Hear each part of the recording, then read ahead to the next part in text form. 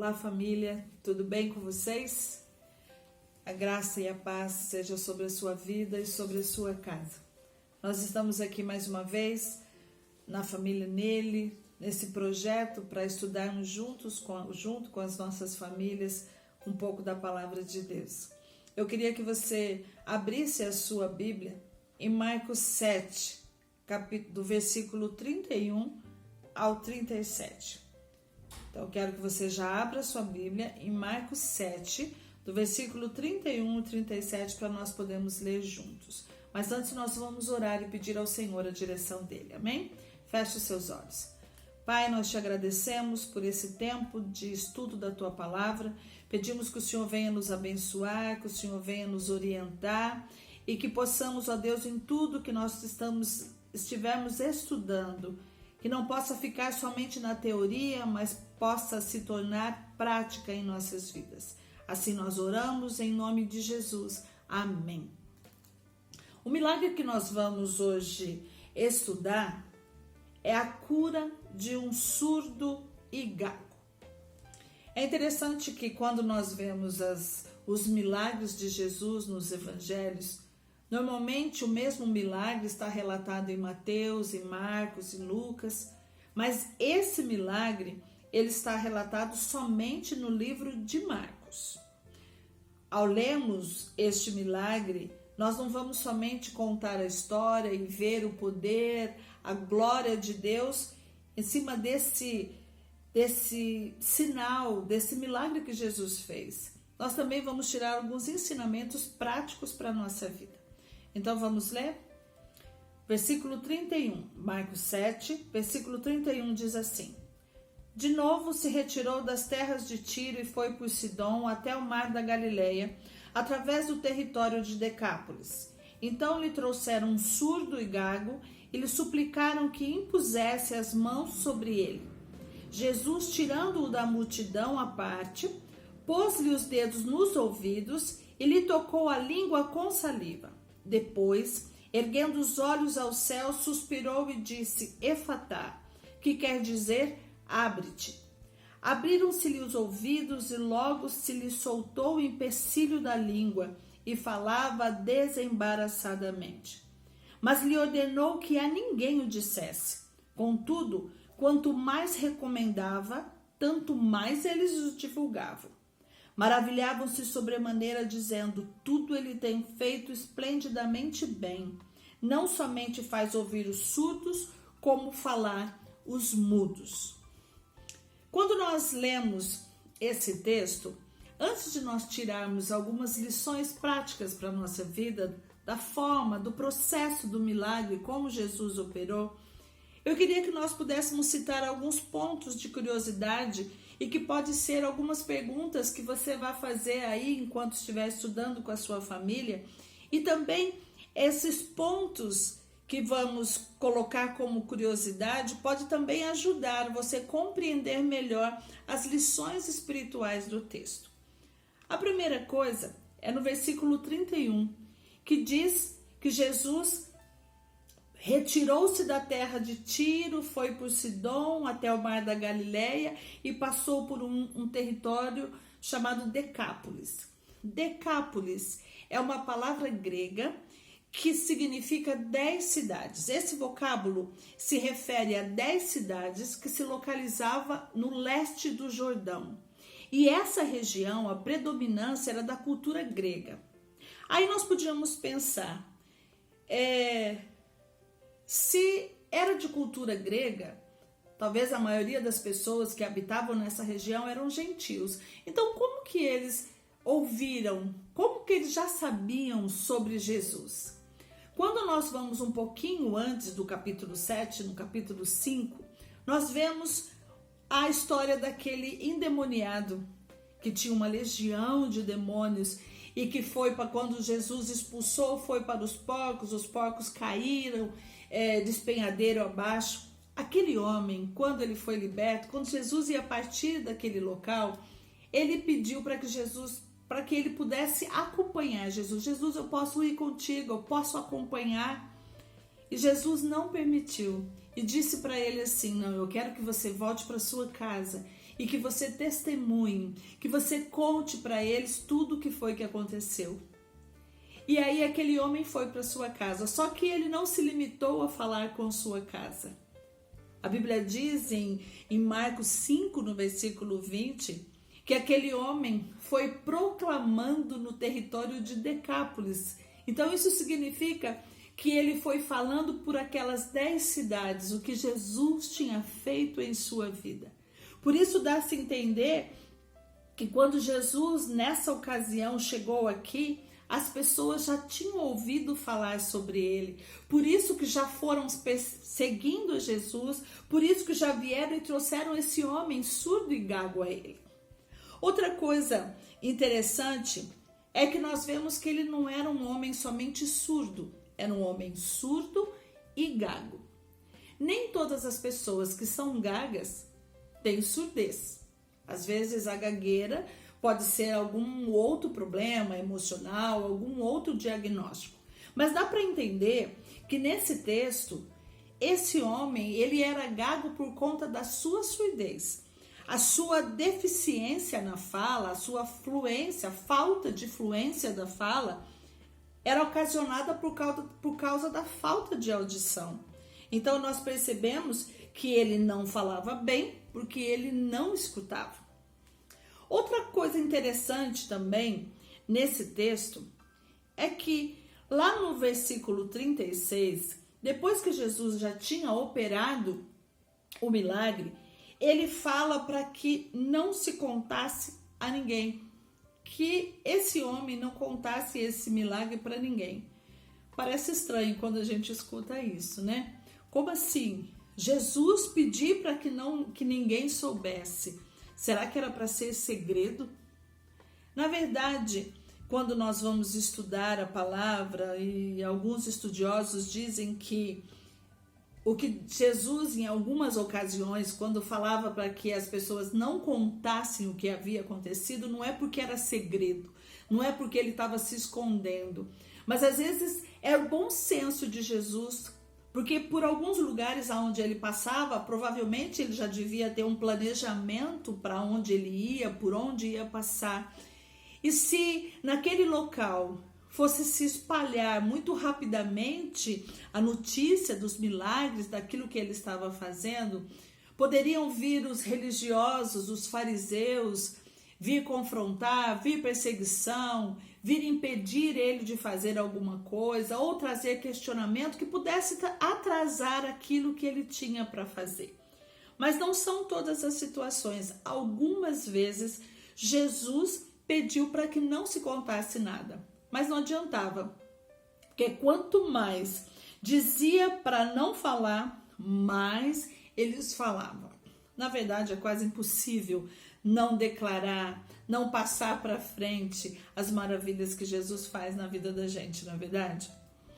Outra coisa que nós também poderíamos entender, essa maneira de Jesus de às vezes pedir para que não fale, nós poderíamos entender que Jesus, mesmo tendo poder, mesmo sabendo que era filho de Deus, ele queria que as pessoas chegassem a ele não somente por conta da cura, não somente com o interesse de resolver os seus problemas, mas o maior interesse de Jesus é que as pessoas pudessem reconhecê-lo como filho de Deus, que veio para trazer as boas novas da salvação. Jesus, como homem aqui na terra, filho de Deus, homem na terra, ele nos ensina uma coisa também bastante interessante quando ele age dessa forma discreta. Tudo que Jesus fazia, ele sempre colocava como glória de Deus, poder de Deus. E aí a gente pode até abrir um parênteses aqui e aprender uma lição muito importante. Muitas vezes nós somos usados por Deus para operar algum milagre. Não na nossa autoridade, não com o nosso poder, mas no poder e na autoridade de Jesus. Mas quando Jesus nos usa como canal, a glória não é para nós. A glória é somente de Deus. Ele não divide a glória com ninguém. Então, se Jesus, sendo filho de Deus, colocava tudo para a glória de Deus, quem somos nós como instrumentos e canais, achar que merecemos alguma glória, não é verdade? Mas muitas lições a gente poderia tirar desse texto. A Bíblia, ela é viva, ela é eficaz, e todas as vezes que nós lemos a palavra de Deus, sempre tem uma nova aplicação. Mas eu queria tirar 3 lições desse milagre. O primeiro é quando nós vemos lá no versículo 33. Jesus tirou aquele homem à parte. Diz assim, Jesus tirando-o da multidão à parte.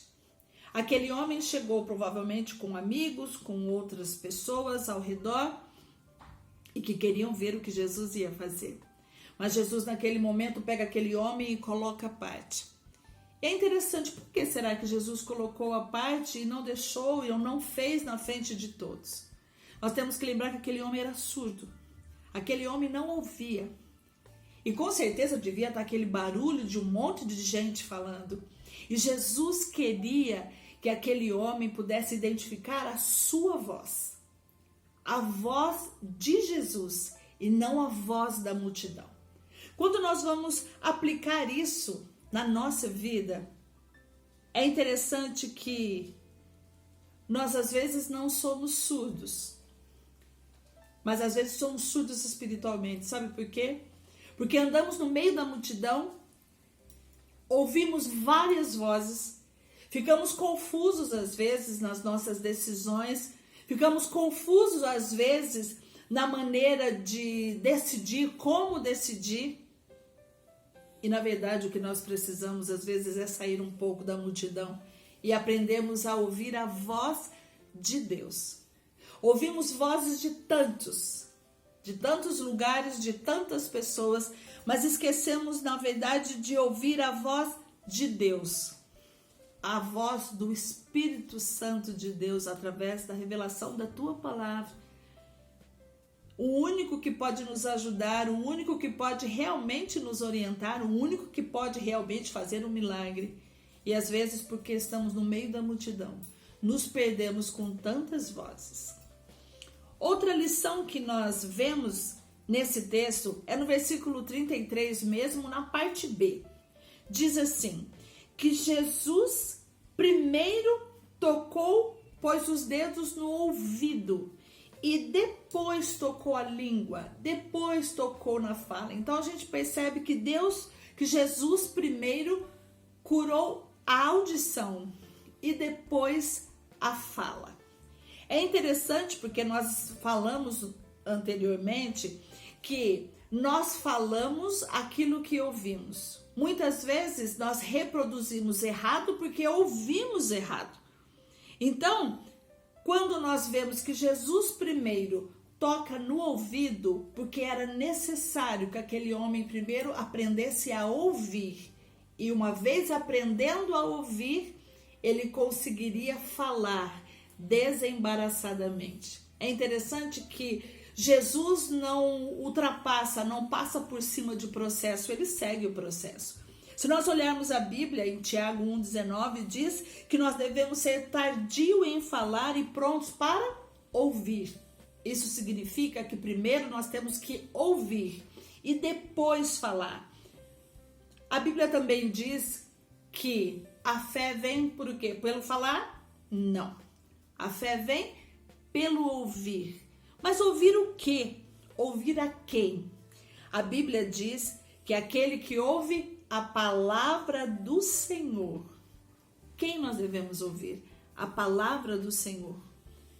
E quem as pratica será como homem prudente que edifica a sua casa sobre a rocha. Quantas besteiras às vezes nós proferimos, quantas coisas erradas às vezes nós reportamos e levamos adiante, só porque temos ouvido errado, só porque temos dado atenção a vozes que não é a voz de Deus. Nós também vemos como outra lição importante no versículo 34, como Jesus age antes de fazer um milagre. Diz assim, erguendo os olhos ao céu. É interessante que todas as vezes que Jesus vai operar um milagre, ele sempre reconhece que o poder que ele tem vem de Deus. Então, quando ele olha aos céus, ele está reconhecendo que o poder que emana na sua vida vem do Pai. E aí ele suspira e pronuncia Efatá. Efatá significa abre-te. E o interessante é que é uma palavra pequena, mas ele falou de forma imperativa. Jesus usa aqui para dar uma palavra de comando, de ordem. Ele não diz para o ouvido, para a boca, se você quiser abrir. Ele diz, abre-te, efatá. Ele deu uma palavra de ordem. E quando Jesus ordena alguma coisa, somente resta a quem ele ordenou, sabe o quê? Obedecer. A autoridade do nome de Jesus, da palavra de Jesus, aquele homem fez com que os ouvidos dele imediatamente abrissem e a sua língua fosse desembaraçada. E ele começou a falar fluentemente. Imagina a maravilha que foi aquilo. E é interessante essa palavra no modo imperativo. Nós vemos como Jesus é prático quando vai fazer os milagres. Quando ele dá uma ordem. Quando ele dá um comando. Lembra quando ele estava com os discípulos no barco, quando foram uma vez atravessar a margem, e quando estavam no barco, o vento, começou um vento, uma tempestade, e os discípulos começaram a ficar apavorados. Jesus estava dormindo, e eles foram lá e chamaram Jesus. E Jesus, ao levantar, olhou para os ventos e para o mar e disse, cala-te, aquieta-te. Foi como ele fez aqui. Deu uma palavra de comando e de ordem. E quando Jesus dá uma palavra de ordem sobre a nossa vida ou sobre qualquer coisa, nada e ninguém pode resistir. Nada pode ficar fechado se ele mandar abrir. E foi exatamente o que aconteceu aqui. Os ouvidos e a boca daquele homem não podia mais permanecer fechada, porque Jesus havia dado uma ordem. Abre-te. E o que nós poderíamos concluir então com esse milagre? Qual a análise que nós podemos fazer para nossas vidas desse milagre? Talvez a primeira coisa que nós precisamos avaliar é se nós temos tido o ouvido aberto para tantas vozes no meio da multidão, mas temos sido totalmente surdos para ouvir e identificar a voz de Deus. Será que tantas besteiras que às vezes nós falamos é porque nós ouvimos besteira? Outra coisa que nós podemos entender é esse processo de Jesus colocar à parte. Às vezes nós estamos tão envolvidos na multidão. Às vezes nós estamos envolvidos tanto nos nossos afazeres, no meio das pessoas, na nossa correria, e esquecemos que nós precisamos ter um tempo a sós com Deus. Precisamos ter um tempo de isolamento. Às vezes, inclusive, reclamamos, sentimos como se Deus estivesse nos colocado à parte. Você já se sentiu assim? Mas às vezes é necessário. Nós precisamos ter um tempo de solitude. Nós precisamos ter um tempo para ouvir somente a voz do Senhor. E o exercício de ouvir somente a voz do Senhor é que faz com que a gente tenha reconhecimento, que mesmo em meio à multidão, se ele precisar falar, nós conseguimos identificar a sua voz. Outra coisa interessante é que talvez muitas coisas na nossa vida possam estar fechadas. Muitas coisas da nossa vida possam estar impedidas, amarradas, embaraçadas, gaguejadas, se é que a gente poderia dizer isso. E o que nós estamos precisando é exatamente de uma voz de comando de Jesus dizendo, Efatá, abre-te, abre-te. Mas para que aconteça um milagre como aconteceu na vida desse homem, existe um segredo. É necessário se aproximar de Jesus. No começo do texto diz que trouxeram um surdo e gago. Então foi necessário ir até Jesus. Às vezes nós queremos milagres, às vezes nós queremos que Jesus opere coisas em nossas vidas, mas a gente fica aqui e ele fica lá. Não. Nós precisamos nos achegar a Jesus e permitir que de perto ele faça um milagre.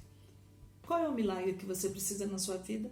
O que é necessário abrir na sua vida para o propósito do Senhor se concretizar? O que é preciso abrir na sua vida para que a sua família fique bem? Eu quero convidar você a se aproximar de Jesus e permitir que ele libere uma palavra de ordem sobre a sua vida. Eu queria que você fechasse os seus olhos e eu quero orar por você e pela sua casa. Pai, nós te louvamos por podermos ter estudado a tua palavra.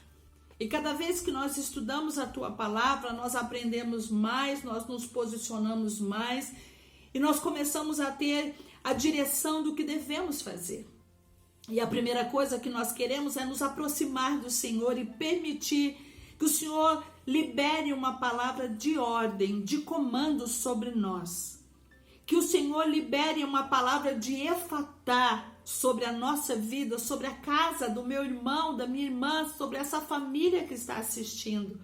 Talvez coisas estejam embaraçadas, talvez coisas estejam impedidas, mas basta que a tua palavra seja liberada para que a bênção do Senhor, o milagre do Senhor aconteça nesta família.